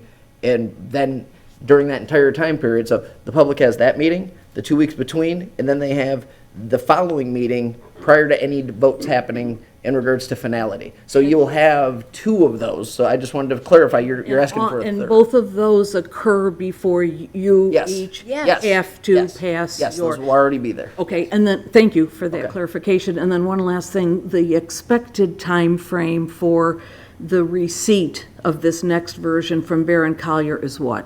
That I don't think we have yet. That I don't think we have. City manager, could you clarify this a little bit? Currently, they're still doing their due diligence, and they're going to be working with their design firm. So we've not been given a date yet of when they're going to come back with that. But it would have to fit into that original 6 and/or 9-month period with which you task them to deliver, and are we coming close to that window? So they have an initial period in which they're gonna come back and design a project. And then that project will be presented to the city council for approval to move forward with the land lease, which is what the proposal is. There may or may not be more public hearings with respect to entitlements. Depends on what the proposal comes back for. The 2 meetings that they had previously were to get input from the community in order to have that community input into the design. So at this point, they may be past the community input phase and putting their design together. In order for them to meet all their timetables, I don't know that a meeting that drastically changed, if it's just an educational meeting, that may not be anything that disrupts timetables. But if it's a meeting in order to change the direction of the project, I don't know that that's going to happen at this point until it gets to the city council. Yeah, so it would be an educational meeting to, in fact, bring a lot of the community along that's not aware of what the recent thinking is with that projected development. So I would characterize it clearly as an educational meeting to just help bridge the discussion and the debates that are occurring right now in the community about the effort. Let's call an end to this conversation. I'm sorry? Let's call an end to this conversation. We'll pass along the request. Thank you. Any more public comment? Motion to adjourn? Second. We're out of here. Thank you.